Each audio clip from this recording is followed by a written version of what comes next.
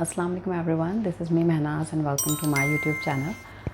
In continuation of my previous video जिसमें हम discussion कर रहे थे रिगार्डिंग पोस्टपार्टम डिप्रेशन, उसी की कंटिन्यूशन में आज जो है वो मैं आपको बताना चाहूँगी कि व्हाट आर द सिम्टम्स, कि आपको कब लगेगा as a female, as a new mother, कि आपको कब फील होगा कि आप पोस्टपार्टम डिप्रेशन के फेज़ में हैं। प्लस अगर आप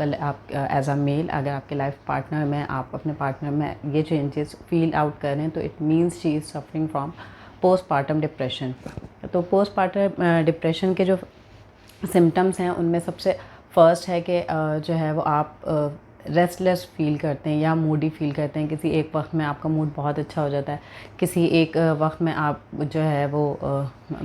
फ़ौरन से आपका डिसीजन चेंज हो जाता है। तो जो मूडीनेस है आपकी, आपका मूड चेंज हो रहा है या आपको बेचैनी हो रही है चीज़ों को लेकर, सिचुएशन को लेकर, it means you are suffering from postpartum depression. इसके अलावा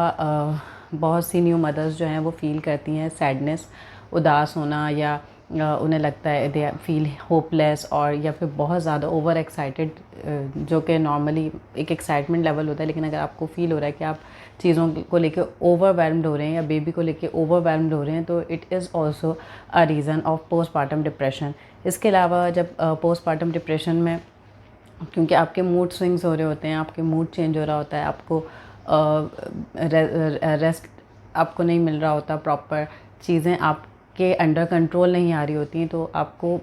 चीज़ों को देख के, सिचुएशंस को देख के रोना आ रहा होता है, चीज़ें हैंडल नहीं हो रही होती, बेबी हैंडल नहीं हो रहा होता। तो अगर आपको या बात बात पे आपको नॉर्मल बात भी समटाइम ऐसा होता है ना कि हम जब बहुत ज़्यादा सेंसिटिव होते हैं या बहुत ज़्यादा हम जिसे कहते हैं कि किसी सिचुएशन में होते हैं जहाँ अगर हमें गुस्सा आ रहा होता है तो छोटी सी भी बात हमें बहुत ज़्यादा हर्ट करती है और हम रोने लग जाते हैं। तो अगर आप नॉर्मली चीज़ों को लेके इतने पोजेसिव नहीं हैं और अचानक से चीज़ों को लेके इतने पोजेसिव हो रहे हैं और फील कर रहे हैं आप चीज़ों को बहुत ज़्यादा, और या आपको रोना आ रहा है बात बात पर, तो इट मीन्स कि this is also a sign of postpartum depression. इसके अलावा एक और थॉट आती है कि जब आप इस फेज़ में होते हो, जब आपसे चीज़ें हैंडल नहीं हो रही होती, क्योंकि नींद पूरी नहीं हो रही होती आपकी, आपको चीज़ें हैंडल करना नहीं आ रही होती, आपको बेबी को हैंडल करना नहीं आ रहा होता, तो उस सिचुएशन में क्या होता है कि some time new mothers start to thinking to hurt the baby और टू हर्ट देमसेल्व्स। अभी रिसेंटली शायद आप लोगों ने न्यूज़ में देखा होगा कि एक फीमेल ने आई गेस अपने बेबी को जो है वो कत्ल कर दिया था, न्यू बॉर्न बेबी को। And then the reason she was mentioning was के वो रात भर रोता या रोती थी और हमारी नींदें डिस्टर्ब होती थी, एज अ हस्बैंड वाइफ हमारे बीच लड़ाई झगड़े होते थे, तो इस वजह से उन्होंने शी किल्ड द बेबी। तो इस तरह की भी अगर आपको थॉट्स आना शुरू हुए हैं कि क्योंकि ऑब्वियसली जब आपके लाइफ साइकिल में या आपके लाइफ स्टाइल में एक लाइफ इंक्लूड होती है, एक नया मेंबर इंक्लूड होता है, तो यकीनन आपकी रूटीन चेंज होती है, आपकी प्रायोरिटीज़ चेंज होती हैं, आपका बिहेवियर चेंज होता है, हर चीज़ चेंज होती है। उस चेंज को अडॉप्ट करने के लिए, उस चेंज को एक्सेप्ट करने के लिए आपको मेंटली प्रिपेयर होना पड़ता है। And if you are not mentally prepared, तो फिर चीज़ें वहाँ पर प्रॉब्लम्स का शिकार होती हैं। तो अगर आपके माइंड में इस तरह की थॉट आ रही है, क्योंकि नेगेटिव थॉट्स तो किसी के भी माइंड में किसी भी वक्त आ सकती है, it's not under our control. तो अगर आपके माइंड में ये थॉट आ रही है कि आप अपने आप को हर्ट कर लें या बेबी को हर्ट कर लें, it is also an alarming situation of having a symptom of postpartum depression. इसके अलावा सम मदर्स, जो न्यू मदर्स होती हैं, वो फील नहीं कर पाती कनेक्टेड टू द बेबी, मतलब उन्हें वो ओवरवेलमिंग नहीं हो रही होती या वैसा प्यार नहीं आ रहा होता, क्योंकि आपकी बॉडी इतना सफ़र कर चुकी होती है। आप during the delivery, during the pregnancy, सब चीज़ें हो चुकी होती हैं आपके बॉडी के साथ, आपके माइंड के साथ। आपका माइंड इतना फ्रेश नहीं होता। जब चीज़ें आप नॉर्मल रूटीन में आ रहे होते हो, तो सम टाइम आप कनेक्टेड फील नहीं करते बेबी से, आप थोड़ा दूर दूर रहते हैं। या कोई अगर आपको बेबी मतलब बहुत ज़्यादा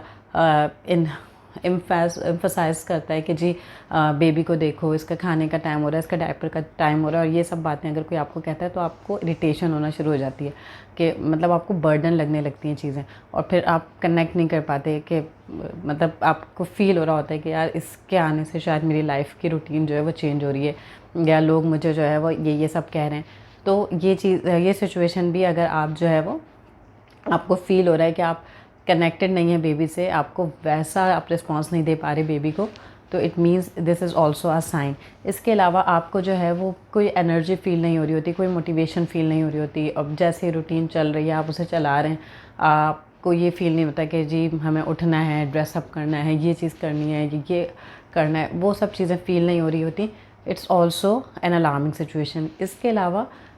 ईटिंग टू मच और ईटिंग लेस, अगर आपकी ईटिंग हैबिट्स आप नोट करें कि जी पहले से आप बहुत ज़्यादा खाने लगें, या आपकी जो डाइट है वो कम होती जा रही है, तो या बहुत कम हो गई है, आपको भूख नहीं लग रही है, तो it's also a sign of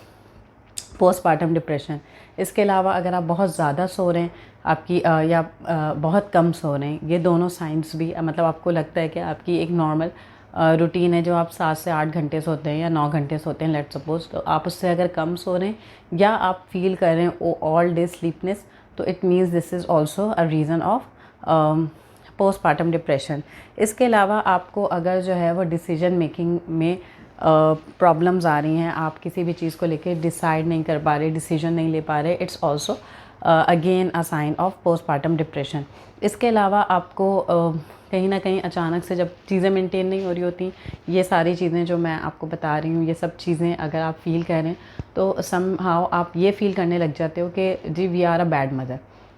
and we are not the worthless. जब आपके अंदर ये फीलिंग डेवलप होने लगती है तो सिचुएशन गॉट मोर वर्स। आप दिमाग ही में बहुत सारी चीज़ें पालना शुरू हो जाते हैं कि मुझ में कोई प्रॉब्लम है या ये सब चीज़ें। तो ये भी एक साइन है कि अगर आपको इस तरह का फील आ रहा है कि जी I am a bad mother और मैं जो है चीज़ों को हैंडल नहीं कर पा रही, it's also a sign of postpartum depression. इसके अलावा आपको जो है वो जैसे क्योंकि आप जैसे ही डिलीवरी होती है उसके फ़ौरन बाद या ड्यूरिंग प्रेगनेंसी आप वेट करते हो जो डिलीवरी हो जाए and then we will back to the normal routine. वो नॉर्मल रूटीन ऑब्वियसली फ़ौरन से स्टार्ट नहीं हो पाती, प्लस आप आहिस्ता आहिस्ता वो इंटरेस्ट लैक करना शुरू हो जाते हो कि अगर फॉर एग्ज़ाम्पल कि हमें तैयार होना बहुत अच्छा लगता है और हमें लगता है नहीं इसकी वर्थ नहीं है, हमें गाने सुनना पसंद है, हमें कोई टीवी शो देखना पसंद है और ये सारे इंटरेस्ट, कुकिंग पसंद है, ये सारे इंटरेस्ट अगर ख़त्म हो रहे हैं हमारे अंदर या हमें फील नहीं हो रहा वो सारी एक्टिविटीज़ जो we love doing that, whether it's outing और डाइन इन और कुछ भी इस तरह की एक्टिविटीज़ जो आप प्रेगनेंसी से पहले एंजॉय करते थे, वो अगर अब आप आफ्टर डिलीवरी नहीं एंजॉय कर रहे तो it means you are suffering from postpartum depression phase. इसके अलावा आपको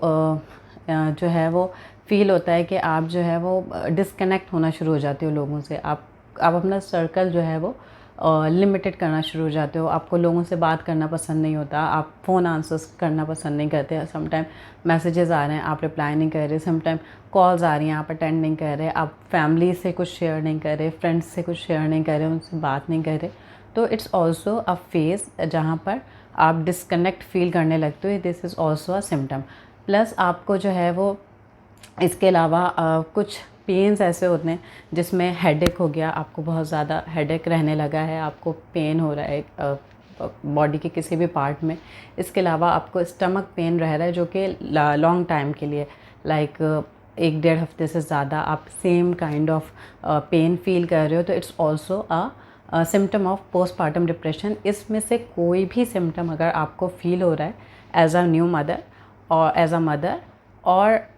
एज अ पार्टनर, आपको अपने पार्टनर में अगर ये सारे जो सिम्टम्स हैं इनमें से कोई भी सिम्टम आपको फील हो रहा है, तो it means she is suffering from postpartum depression और इसको एड्रेस करने की ज़रूरत है। इसकी मेडिकेशन होती हैं, इसकी ट्रीटमेंट होती हैं, लेकिन क्योंकि एज अ न्यू मदर आप जो न्यू मदर होती है वो अगर इन सब चीज़ों से सफ़र कर भी रही होती है या गुज़र भी रही होती है तो वो यूजली इन्फॉर्म नहीं करती, डिस्कस नहीं करती। उसके बहुत सारे रीज़न्स हैं, क्योंकि हमारी सोसाइटी में ये सब चीज़ें कॉमन नहीं हैं। तो एज अ न्यू मदर जो है हम फील करने लगते हैं कि we feel are self guilty, ashamed और अ बैड मदर। तो ये सारे क्योंकि हमारे ऊपर सोसाइटी का प्रेशर इतना होता है, फैमिली प्रेशर इतना होता है कि वी डोंट रियली एक्सप्रेस, तो इस वजह से फिर प्रॉब्लम्स बढ़ती हैं। क्योंकि जब ये फीलिंग्स, ये बैड थॉट्स आपके अंदर आती हैं और आपके अंदर ही अंदर डेवलप हो रही होती हैं, तो वो कॉज करती हैं आपकी मेंटल हेल्थ को, आपकी फ़िज़िकल हेल्थ को, आपके personal relationship between your husband and wife, relationship in with in the family, आपका बेबी से जो बॉन्ड है वो जो है वो इम्पैक्ट इसका उस पर भी पड़ता है। तो बहुत सारी चीज़ें इससे नेगेटिविटी की तरफ जा रही होती हैं। तो अगर इस तरह का कुछ भी आप फील कर रहे हो तो डिस्कस, एंड देन ट्रीटमेंट क्या है इसकी, इसको भी मैं डिस्कस करूँगी अपने नेक्स्ट वीडियो में। लेकिन फिल वक्त के लिए आपको इन्फॉर्म करना चाहूँगी कि these are very common things in new mother. तो अगर आप न्यू मदर हैं और मदर टू बी हैं, अगर इस तरह की किसी सिचुएशन में आप आ रही हैं तो इट्स क्वाइट नॉर्मल। इसको डिस्कस करें और इसका हल भी है। ये फेज़ हमेशा नहीं रहता, इट गोज़ विद टाइम। और अगर आपको पता हो कि इस फेज़ से कैसे निकलना है तो इवेंचुअली ये ज़्यादा जल्दी आप इस फेज़ से जो है वो निकल सकते हैं। अभी आज की वीडियो के लिए इतना ही। अंटिल देन, तब तक अपना और अपने इर्द गिर्द के लोगों का बहुत सारा ख्याल रखिएगा। नेक्स्ट वीडियो में इसको हम फर्दर डिस्कस करेंगे। आपने मेरे चैनल को अगर अभी तक लाइक नहीं किया है तो लाइक कीजिए, सब्सक्राइब कीजिए, मेरी वीडियो को लाइक कीजिएगा और चैनल को सब्सक्राइब कीजिएगा। अल्लाह हाफ़िज़।